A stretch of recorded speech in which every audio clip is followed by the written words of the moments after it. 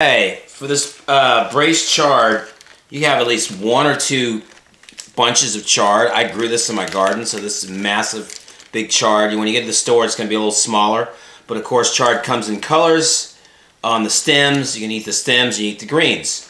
You have to wash it out really good. It's probably easier to wash it after you cut it. So what's going to happen is you're going to cut your chard, the big leaves first, spread those out. And you come down and you make a couple strips that way, right? Long strips, and you're going to go this way. And make sure you curl your finger so you don't cut up your finger. Really, when you're cutting greens, a lot of people go like this. You want to keep curled like this and chop right down, moving along to make kind of like big size ribbons out of your chard. That's going to go in a bowl or a container, and you're going to soak it. Got to get that any kind of grit or sand off of it. I'll show you that. I like chard because it's like spinach a little bit, but it's actually a little firmer than spinach, but it doesn't take that long to cook. It doesn't take that long to cook like greens or collard greens or kale. So keep chopping it up in like big strips, right? And then when you get to the stems, the stems you're going to slice down.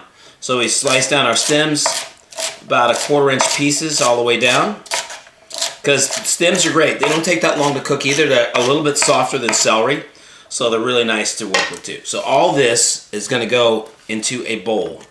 You're in a bowl, and you're going to soak it, and you're going to pull it out. Big bowl or a big plastic container. I did 2 bunches right here. So look at all that. That's 2 bunches. That's already been washed out. But we're going to take the rest of this, and pull it right out of the water, and you're going to put it off to the side. It's okay if it has a little bit of water on it, but you don't want it to be too wet because we're going to saute this. So there's our chard. So next we have our onion. You're going to do 1 onion. You could do a Vidalia onion or a white onion or yellow onion.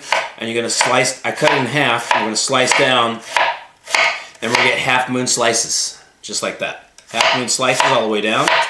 So we get those going. And we're also going to have a couple cloves of garlic. Like 3 or 4 whole cloves of garlic. So there's our onions. And then our garlic, what's going to happen is you can buy the pre-peeled garlic, or you're going to take the skin off your garlic, then you're going to slice it really thin. So here I'm slicing it really thin, just about 1/8 of an inch. So you're going to get all that garlic sliced nice and thin, and we're going to set that aside. Here's our stuff ready to go. We got our sliced garlic, we got our sliced onion, I've got like some chili flakes. I've got all my chard washed up and setting off to drain. Then I also have balsamic vinegar, and I also have some light olive oil or extra virgin will work for this. You can even use some avocado oil or grapeseed oil. So next you're going to get a big skillet and get ready to saute this. We might be doing this in 2 stages depending on how much chard you have.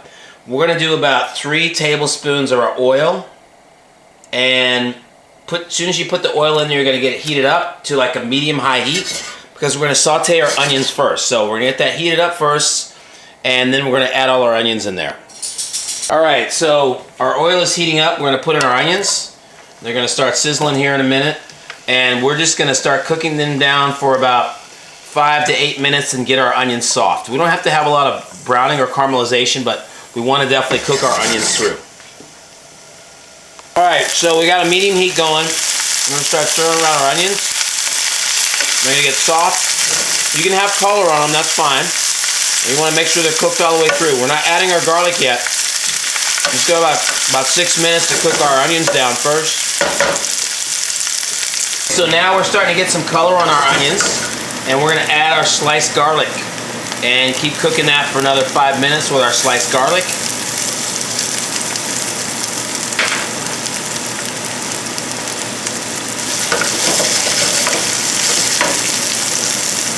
Alright, so now we have a little color on our onions. They're cooked through. We're going to start adding our chard. Now, if you have too much chard in the pan, you can add it in 2 batches if it's too much in there. It's going to start steaming. I'm going to do this in 2 batches. There's my first batch. I'm going to wait till this wilts down. It's going to take a couple minutes for our chard to cook down. We're going to add salt and pepper to this right now. salt, and some pepper. There's some pepper. You stir that around. It's going to start wilting. It doesn't take long.